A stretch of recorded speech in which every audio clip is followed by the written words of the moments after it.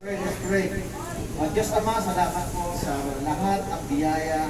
Una, pagkakataong ito, dalangin namin na kami ay magkaroon ng pagkaunawa sa iyong salita. Gabayan niyo po kami, Ama. Kami nagpapakumbaba at humihingi ng pagtubay ng banal ng Espiritu at maunawaan namin ang lahat ng mensahe nakalaan para sa amin. Sa mga kapatid ko na narito ngayon, dalayan ko po na magkaroon ng fully attention sa iyong salita. Ang lahat na ito ay aking tinataas. In Jesus' name we pray. Amen! Basahin ko muna po ilang lang naman to. 1, 2, 3. Parang 4 verses lang to, tapos babalikan natin. Ready ba kayo makinig? Opo! Sige, salamat. Basahin ko muna Marcos 4, verse 21. Ang subtitle nakalagay, walang lihim na hindi nabubunya. Okay, verse 21. Nagpatuloy si Jesus ng pagsasalita. Sinabi ni Jesus, sinisindihan ba ang ginawan upang itago sa ilalim ng takalan? Kaya sa ilalim ng higaan, hindi ba't kapag nasindihan na ay inilalagay ito sa talagang patungan ng ilaw? Verse 22, Marcos 4:22. Walang natatagong di malalantas at walang lihim na di mabubunyag. Makinig ang may pagdinig. Verse 24. Dinugtog pa niya, Jesus daw, unawain ninyo mabuti ang inyong naririnig. Ang panukat na ginagamit ninyo sa iba ay siya rin gagamitin panukat sa inyo. Tingin pa roon. Sapagkat ang mayroon ay bibigyan pa, ngunit ang wala, kahit ang kakaunting nasa kanya, ay kukunin pa. Okay, pwede nga, no? Upo na tayo. Iba para nakikita tayo sa likod. Okay. Sa mga nakakaalala, ano yung study natin last week? Yung 4 na bingking, naalala nyo? Yung ba mga dati na nandito? Naalala nyo 4 na bingking? Naalala nyo? Hello? Naalala nyo 4 na bingking? Yung unang bingking, nalaglag sa may lupa, sa dulo yun, pang-4 yun. Yung unang-una, tabi ng kalsada. Okay, nakikinig si brother. Pangalawa, batuhan. Pangatlo, tinig. Okay. Pang-4, yung lupa. Okay. Salamat. Nakikinig naman pala kayo. Ngayon, ito yung dinugtong ng Panginoon. Verse 21. So, nagpatuloy daw si Jesus ng pagsasalita. Sinabi niya, sinisindihan ba ang ilawan upang itago sa ilalim ng alag? O kaya'y sa ilalim ng higaan? Kayo, kung halimbawa kayo, mga kapatid. Halimbawa kayo, biglang nag-brown out sa bahay ninyo, nagsindi kayo ng ilaw, ilalagay niyo ba yan sa ilalim ng table ninyo? Ha? Hindi. Sa ibabaw. Ganon din ba kayo, mga kababaihan? Hello? Pag nagsindi kayo ng ilaw, saan ilalagay? Sa ilalim ba ng table? Sa ibabaw. Kahit sila Jesus, noong panahon nila, yun ang talaga dapat. Ang takalan na binabanggit dito kasi yung takalan yung basket. Palagay ko yung takalan na yun ay basket, takalan po yun ng harina. Kapag sila po ay magluluto ng tinapay. So sabi rito, no, sinisindihan ba ang ilawan upang itago sa ilalim ng takalan? O sa ilalim ng higaan? Hindi ba kapag nasindihan na ay inilalagay ito sa talagang patungan ng ilaw? So sa atin, ang patungan ng ilaw, sa lamesa, di po ba? Hindi natin alam kung saan ang patungan ng ilaw. Saka patungan ng ilaw sa bahay nila, ng panahon na, may mga nakalagay sa wall. Sa panahon natin, may tinatawag na wall lamp eh. Pero pwede naman natin talaga ilagay yun sa ibabaw na lamesa. Upang ang liwanag ay, para saan ang liwanag? Makita. Yung mga lugar na dapat makita. Verse 22. Walang natatagong di malalantad at walang lihim na di magbunyag. Naniniwala ba kayo doon? po yun. Lahat po ng lihim, kahit na ilang taon ng lihim, mabubunyag pa rin. Kahit saan natin dalhin ito, mahahayan pa rin. Meron nga, kailan lang, meron ako nabalitaan lang parang may kaso, 25 years na nagtago, nahuli pa rin. Nabalitaan niyo ba yun? Hindi lang yun. Matagal na lihim, pero nabubunyag talaga. Ano bang lihim?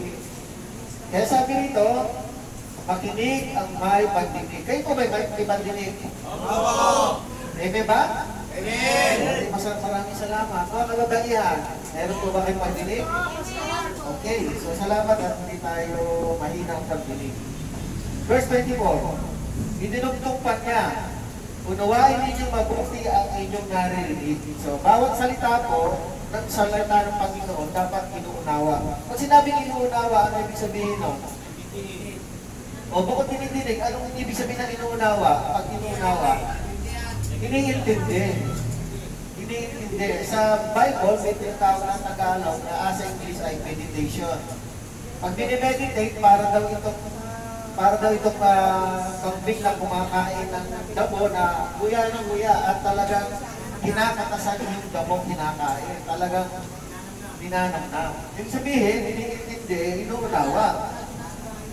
Okay. Nawain ninyo mabuti ang inyong narinig. Ang panukat na ginagamit ninyo sa iba ay siya rin gagamitin panukat sa inyo at higit pang roon.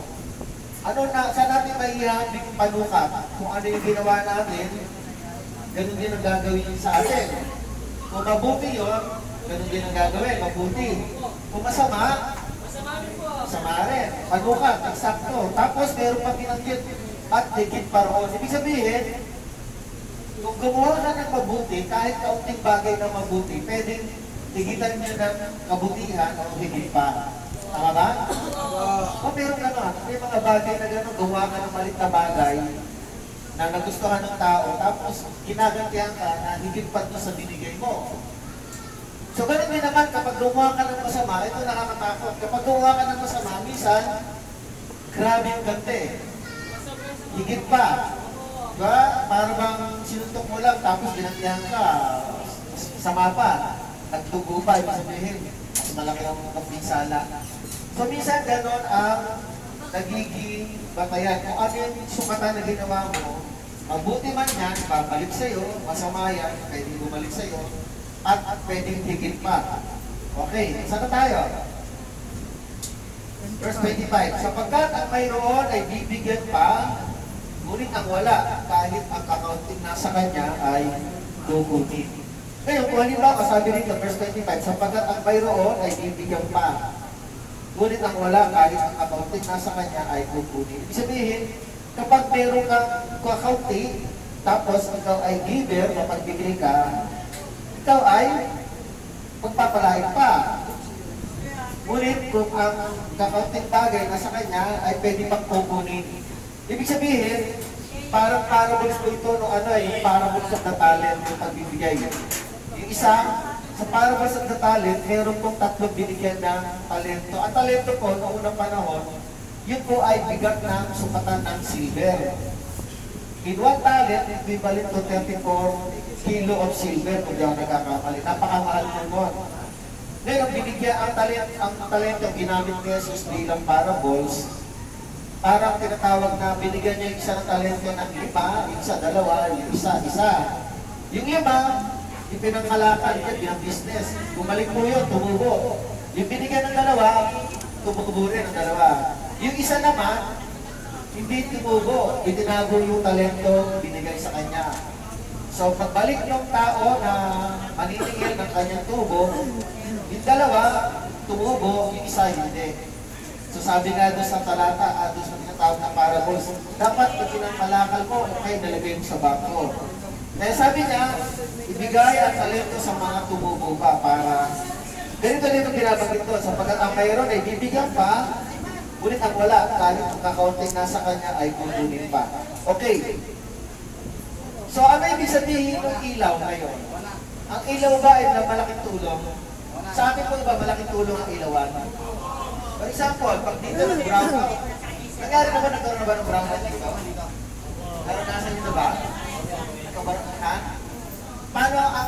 itsura pag brown out? Wala kang ilaw. Paano liwanag? Flashlight? Bawal lang may kandila, baka masunog kayo. Baka magkaroon ng sunog. So paano ginagawa ninyo pag nag-brown out?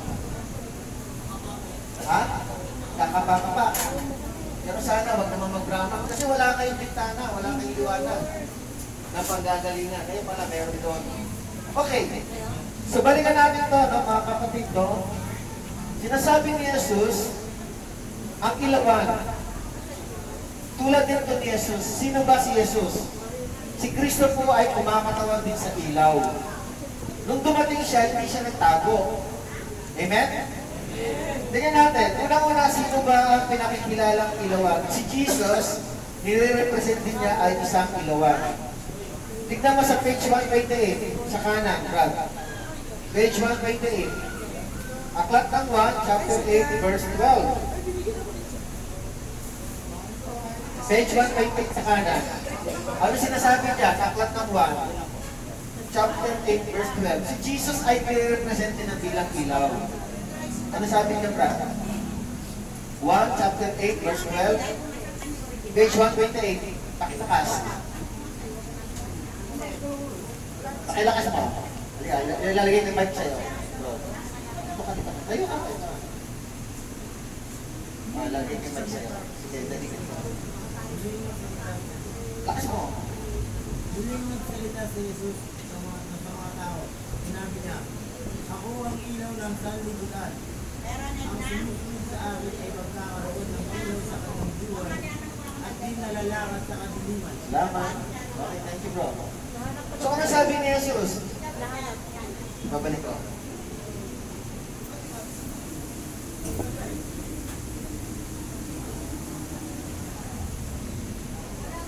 Ano sabi ni Jesus? Sa binasa ni Brad?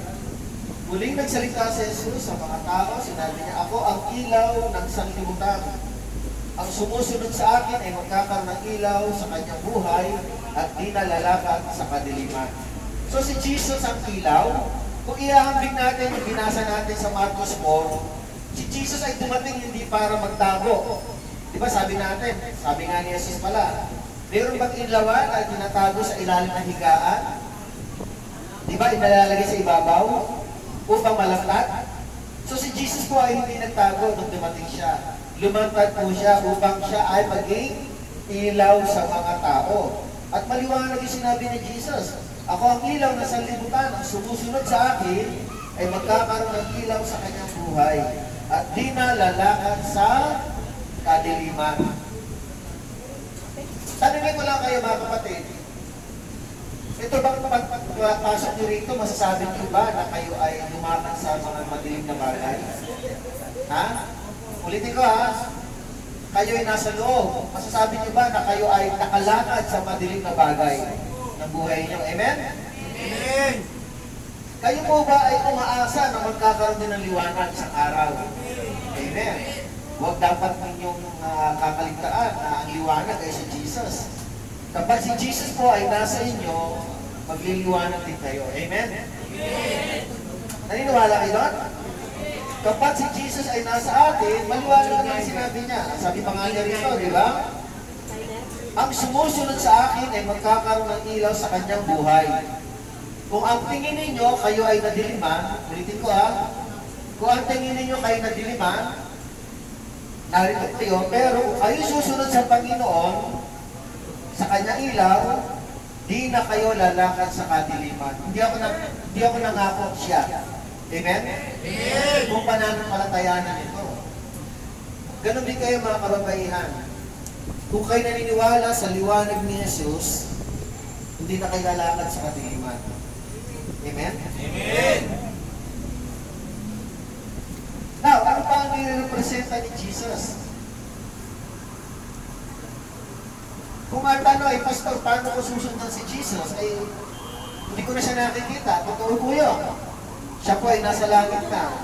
Paano ko masusundan si Kristo? Para makita ko na hindi na ako pupunta sa dilim at pupunta na ako sa liwanag. Mga kapatid, ang salita ng Jesus, ang salita ng Diyos, nire-represent din ng Panginoong Jesus. Tingnan natin ha. Awit 119 verse 130. Sa kaliwa. Sumusunod sa kaliwa. 130 verse 130. Page 615 sa kabila. Page 615. Ano sinasabi dito? Page 615, awit 119 verse 130. Nakita mo na, Brad? Isa lang ba may Bible dito? Okay, mamaya magbibigay. Pero gusto ko makita kung sino yung at-resibo. Okay. Basahin ko ha. Ang liwanag ng turo mo'y nagsisilbing isang tanglaw. Dito, Brad, 615, page 615. Awit 119, verse 130. Ulitin ko ha. Ang liwanag ng turo mo'y nagsisilbing isang tanglaw. Hindi man natin nakikita si Jesus pero yung aral niya. Nakuha niyo po? Ano yung tanglaw? Liwanag. Tanglaw. Nagbibigay dunong ito sa wala pang karanasan. Halimbawa, ganyan lang nadidinig si Jesus. Okay, mga salita ng Biblia. Nagbibigay daw dunong. Ano yung dunong? Kaalaman. Nagbibigay dunong ito sa wala pang karanasan. Sabihin, hindi ko pa nararanasan na makilala ang Panginoon. Pero sa pamamagitan ng kanyang salita, siya ang nagtuturo ng liwanag dito sa salita ng Panginoon. Nagbibigay daw ito ng kait ng ilaw. Ngayon, sa kabila lang ng page, Brad, kabila lang, itong page 1, page 61 po. Basahin niyo po. Verse 105. Pakibasa, Brad. Ikaw lang may Bible ka. Salita ko isang tanglaw, sa akin ay matubay. Amen. Landas ng daraanan, liwanag na tumatanglaw. Amen. Sabi sa awit 119, salita ko ay isang tanglaw na sa akin ay patnubay. Sa landas kong daraanan, liwanag na tumatanglaw. Halimbawa, naglalakad po kayo. Naglalakad po kayo sa madilim na lugar. Hindi nyo kabisado yung dadaanan ninyo. Lubak-lubak, o kaya maraming bato, maraming lubog o batubig. Sa palagay ninyo, magiging tuwid palakad ninyo. Ano kailangan ninyo? Liwanag. Amen? So ang liwanag na yan, ito, ang salita ng Panginoon. Ang salita ng isang tanglaw sa akin sa pagtubay. Sa pagtubay, sa paglalakad. Ang landas ng daraanan, liwanag na tumatanglaw. Ang salita ng Diyos. Mga kapatid, pag sinasabing ang salita ng Diyos, ang liwanag sa ating daan, bukod po sa liwanag na ito na binibigay ni Jesus sa atin, even the road, pinaayos ng Panginoon yung daan. Bakit?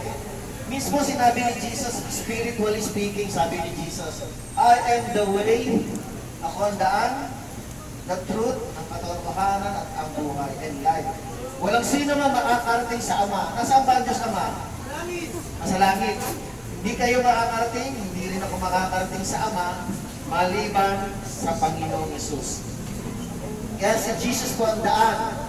At si Jesus din ang liwanag. Kaya kapag tayo ay mayroong salita ni Kristo, hindi ka maliligaw. Pati daan ay papatagi ng Panginoon kasi siya na mismo yung daan. Naunawaan niyo po? Jesus is the way, the truth, and the life. No one comes to the Father except through me. John 14:6. John 14:6 po yun. Mga kababaihan, okay lang po kayo? Nakikinig po ba kayo? Yung totoo? Ha? So mga kapatid, ang liwanag na nirepresenta ni Jesus, dapat siya po ay nakakaya. Hindi po siya tinatago. Meron po kaming dalang Biblia, nais namin ihayag ang salita ng Panginoon. Sa kamay ninyo, kayo magpagbasa. Dahil hindi naman kami lagi narito. Isang oras lang kami, o kaya kulang-kulang 2 oras every Thursday. Sa ibang araw, kayo pa rin na magsisikap mag-aral. Tulungan niyo sarili niyo. Mag-aral po kayo ng salita ng Panginoon. Ang panalangin namin, mahayag ang salita ni Jesus sa puso ninyo. Kasi kung hindi mahayag, kung hindi marireveal sa puso ninyo, lagi kayo maliligaw. Amen? At tandaan ninyo, Mas matalino si Satan kaysa inyo. Naniniwala ba kayo doon? Paano natin tatalunan ng talino ni Satan? Kailangan natin ang talino ng salita ng Diyos. Amen? Kapag meron kayo salita ng Panginoon, pwede kayong katakutan ni Satan. Bakit? Kung susunod kayo kay Jesus, pwede kayong katakutan ni Satan. Pero kung hindi, wala. Paglalaroan lang po kayo ni Satan. Dahil mas matalino siya kaysa atin. Tuso siya kaysa atin. Manlililag siya kaysa atin. Sabi na aklat ng John, chapter 10, verse 10. Sabi ng Panginoon, ako'y dumating para kaibigin ng buhay, ganap at kasiyasiya. At sinasabi din doon, na dumating lamang ang magnanakaw, o magnakaw, umatay, bumuksa. Yun ay si Satan. Sapagkat yun talagang trabaho niya. Sirain yung ating buhay. Samantalang trabaho ng Diyos, i-repair ang buhay natin. Di ba tayo nahiya sa Panginoon? Ang Diyos ay natin taga-ayos ng buhay natin. Sino sumisira? Tayo. Sinasang-ayunan natin yung mga gawa ni Satan. Sinisira ni Satan, sinisira natin ang ating buhay. Samantalang ang Diyos ay taga-repair ng buhay natin, taga-restore ng buhay natin. So huwag natin sayangin yung biyaya ng Panginoon. Huwag natin sayangin yung pag-asa na binibigay ng Panginoon. Habang nandiyan po kayo, may pag-asa kayo. Kaya lang, paglalabas po kayo at ang pag-asa na yan ay ginamit na naman ninyo sa sarili nyong kagustuhan, hindi sa kagustuhan ng Diyos, wala, babalik at babalik na tayo. Amen? Amen! Dito pa lang sa loob at sa labas, paglayan ninyo, sumunod na tayo sa Panginoon. Sabi ng Panginoon, maliwanag yung sinasabi niya na binasa ni brother. Muli nagsalita si Jesus sa mga tao, ako ang ilaw ng sanglibutan. Ang sumusunod sa akin ay magkakaroon ng ilaw sa kanyang buhay at pinanalakad sa kadiliman. Kung ayaw nito sa kadiliman, lumakad tayo sa liwanag ni Kristo. Amen? Amen! Nasa inyo na po yun, mga kapatid. Kami po'y tagapagbalita lang. Pero nawa, ito pa rin ninyo ang gusto nyo mangyari sa buhay ninyo. Naniniwala ako na may plano kayo sa inyong sarili, may plano kayo sa mga anak ninyo, sa pamilya ninyo. Alang-alang sa kanila, tulungan nyo sarili nyo na lumakad sa liwanag ni Jesus. Upang ang buhay ng mga anak ninyo, mahal mo sa buhay, ay magkaroon ng magandang buhay. Sa paglaya ninyo, kaya nyo sila tulungan. Amen? Huwag nyo hayaan na mapariwara din sila o may mangyaring hindi maganda. Taligin din natin sila kay Jesus. Amen? Mahal nyo ba yung mga pamilya nyo? Mahal nyo yung anak nyo? So, kay Kristo tayo magtiwala. Kay Kristo tayo sumunod. Ako'y mananalangin. Meron ba prayer request? Meron ba may sakit sa inyo yan? Meron ba may sakit? Wala pa?